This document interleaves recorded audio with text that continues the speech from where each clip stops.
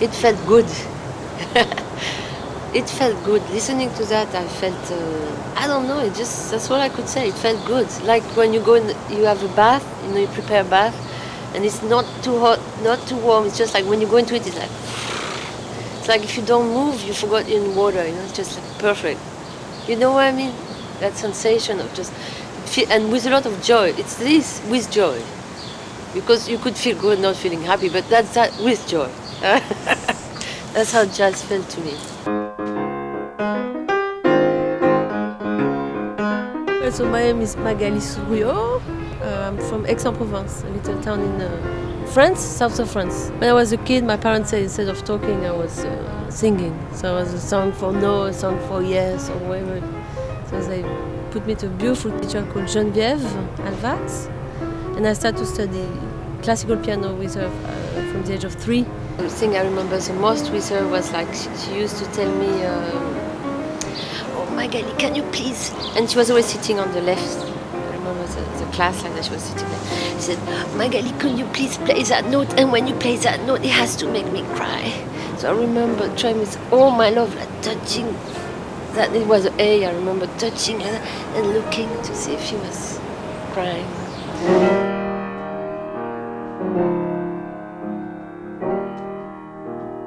So I arrived here, Boston in January 3rd, 1989. Alone, with nothing. I sold the little things I had, I left my job, I left everything. There was a jazz club called the Hot Press where I started to play over there. And everybody came to play there, everybody you could think of. My friend Annie called me and she said, "Oh, you know that Tommy Flanagan's coming, would you like to come?" So I said, "Who's that?" I didn't know. But she said, "Well, he's wonderful, beautiful pianist, he played with Miles Davis and Ella Fitzgerald." I said, "Oh, really? I had no idea, I didn't know who he was." So here I was, I arrived at my friend Nanik, at a big table to eat and all that, and she sat me right in front, opposite him, So, so I was like, "Oh, Mr. Flanagan, I heard you play with Miles Davis." So you say, "Who?" Tommy was one of my best friends. I went to the funeral, I saw the body. Man, so tough, so tough. Last time I saw him was here. He came to my place to see the baby. We played the piano. That guy just changed my life. See, I finished the score. That's the thing, killed me. I was working. See, I finished the score. See, I didn't turn every producer with her. The end, November 16, and this is the day Tommy died, man. Tommy died that day, and I didn't know, And I wrote that day, the end, November 16. So I put to my musical brother Mark, but it could have been to my musical friend too. I didn't know. It's amazing, no? I didn't know. Of course I didn't know. So, but I'm glad, it's celebrating life with music. So I have to tell you a joke Tommy told me last time we went to the hospital. Not this time, but another time. You're in a room and there's 3 guys. There's Hitler, Mussolini, and Kenny G. Kenny G. So Tommy said, you have 1 gun and only 2 bullets. So what do you do? So the answer is, of course, you put the 2 bullets into Kenny G, man. One of the main musicians who influenced me, I would say, is Thelonious Monk. It's not influenced me, I always felt that Monk was my brother. I know it sounds strange, but I feel so close to the guy, like my musical brother. I wish I met him, I never met him, never saw him. I could have. But it never happened. I was too young, so it never happened. But Monk, I feel so close to his approach. I never copy the guy or don't listen to the guy too much, because the point is not to do badly what he did fantastic. I mean, this is not about that. I just feel so natural, you know, blending. So I don't know, like the same temperature, you know, like there's no, I don't know, I can't express it, but I feel really close to Thelonious Monk. So I just did three Monks tunes at the same time, just the melodies, and I just mix them together. You know, like a painting, like I would see the color, I would see a beige, a brown, and maybe a tiny bit of a black one. You know, when you put, you're going to paint the wall, then you start to mix a color. You know how it is, like wherever you turn the moment, it will never, ever, ever be the same. You know? And you turn, and all those colors start to. So that's a bit what I try to do with this tune, you know. So it's just three Monks. I just use this tune. A lot of people, we all forgot how nature and to be natural should be the key of doing what. I mean, it should be simple. That's what we do, you know. As I said, you know, we should never forget why we do music, or why musicians play music. I think a lot of musicians forgot why originally they started to play music, you know. Because when you're kids, you see, you hear the birds, you hear an instrument, and when you're a kid, it's like, oh man, you hear, it's like, oh, you know, you get excited, and then you start to play or play guitar, wherever you play drums. And I think a lot of people forgot that joy of just the first notes, you know.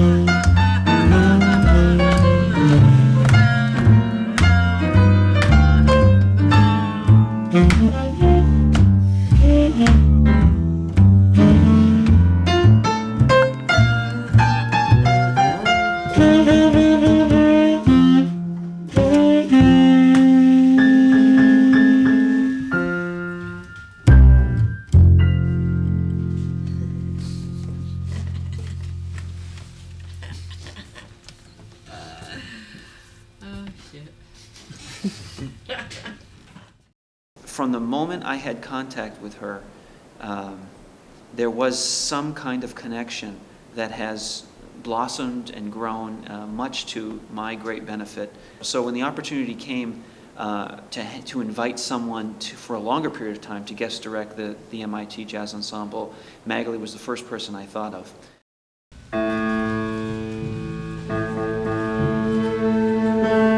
I'm really happy, excited. Now it's time to play. We work and work and work. Now it's time to play. Tonight marks the culmination of a wonderful 7-week residency that Magali Souriau has shared with us. And Magali's not a stranger to MIT. She's actually been here 2 other times. My hands are cold, but my heart is warm. That's how I feel. Then she was here 2 years prior to that for her Pomeroy's 70th birthday. Please welcome Magali Souriau, Festival Jazz.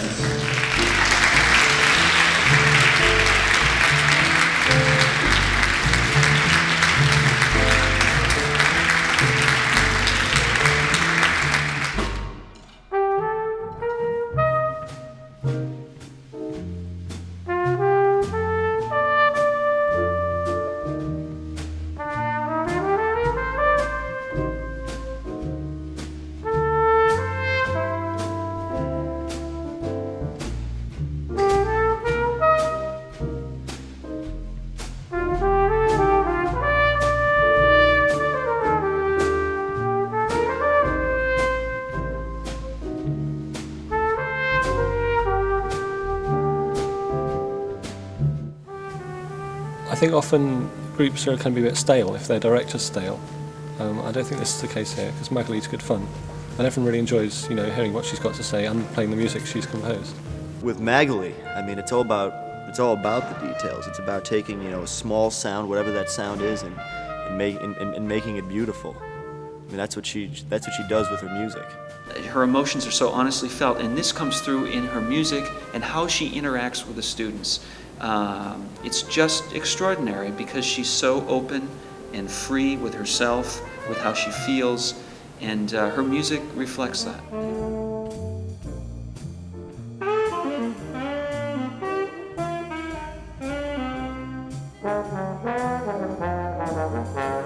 I learned with them that you could go in another way deeper, because I always thought I went really deep doing my rehearsal, even if they were 2 hours or 1 hour. The point was made. But I realized there's another thing, you could go another way deeper with the guys, and because of course I didn't know them, and now I think we start to know each other. It's a shame it's finished, but maybe that's the way it is. It's great. It's like when you travel and you go in the country and you meet an old lady or an old man who's got a beautiful smile, and you just talk, chat, and then they leave. You will never see them again, but it stays with you. I think that's what it would be for me. Wonderful experience, Just natural things, So let's try again from the okay? 1, 2.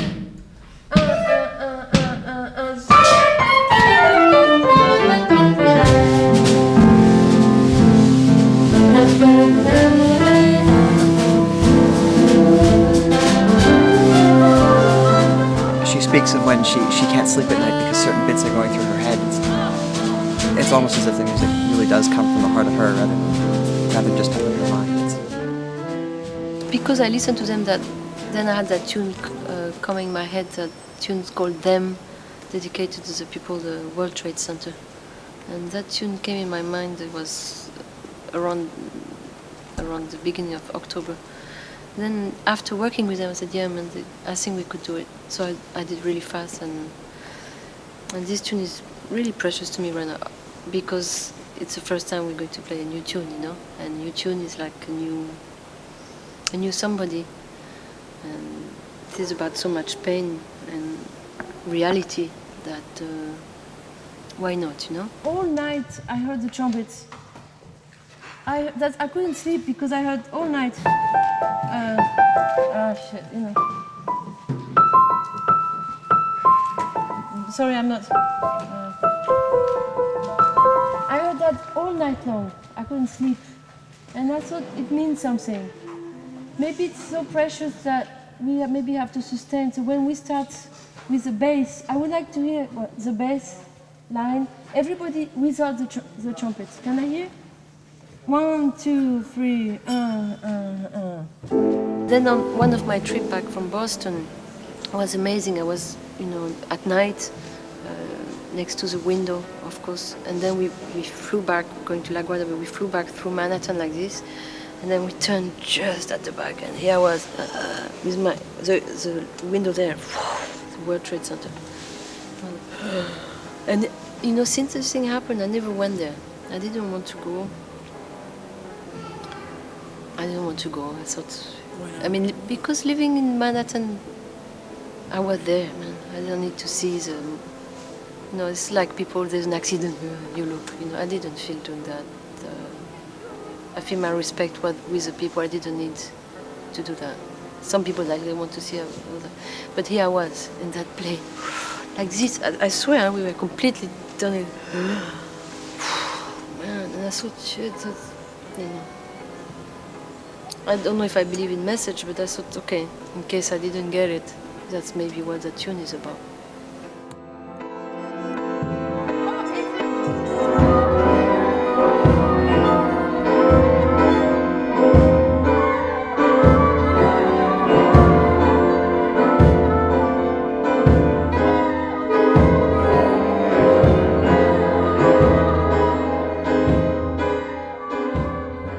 I need to say this tune. I think I feel better once.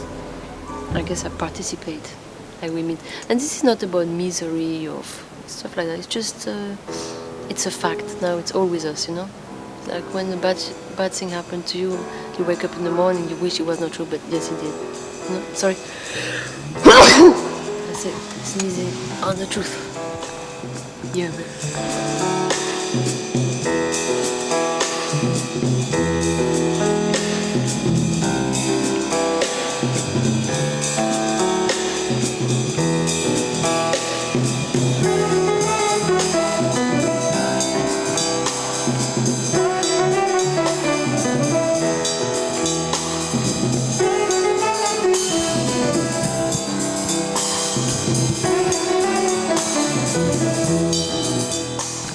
And of course I'm full of mistakes, like I'm human, so some days I was not good or bad, but as I told them the truth, was it.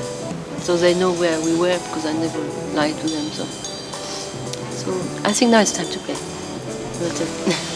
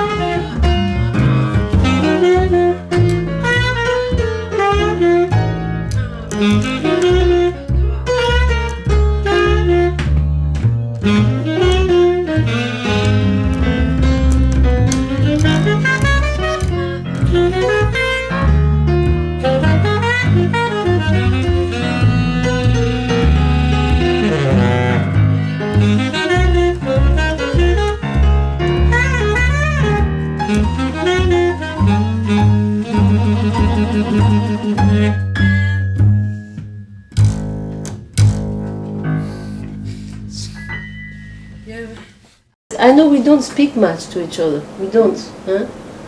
But musically, maybe we don't need, because musically it's.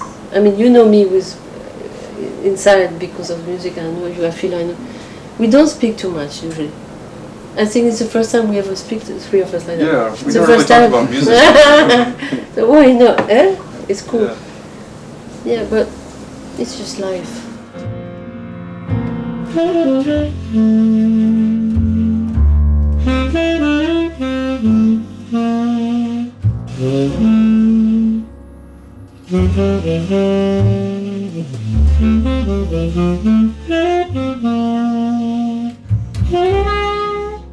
For whatever reason, some people you play with, you feel like your instincts are similar. Yeah. For some reason, it's like you proceed from, you might be really different people or have different But ideas, just but work. you know, Yeah, there's just you're a certain chemistry. Sometimes things Yeah. work and sometimes they don't. I mean, I don't experience this kind of feeling that often. You know, it's where it's a real. It feels like freedom.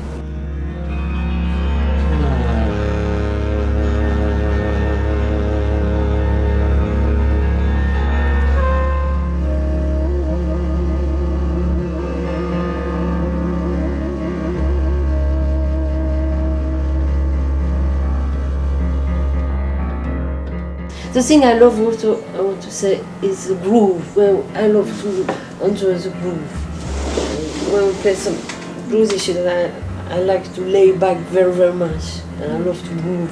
Yeah. I enjoy that, to have that with you too. And I like that very, very much, I want to say. Yeah, yeah. I mean, there's that. I mean, jazz is as much about a feeling as it is about you know the notes that you're hearing. You know, and I really feel that when we play, you know, that's the feeling is the most important part. You know. Exactly. Wherever we play. Yeah. Exactly. And if you could be surprised, I love surprise. So. I also like how sometimes we stop in unpredictable places. You know, where we all just feel like we've had enough, or that's fine. Nice. Yes, nice. That was nice. I like it. Basically, everything I wrote since I had a child, there's something for him in there. And it's not,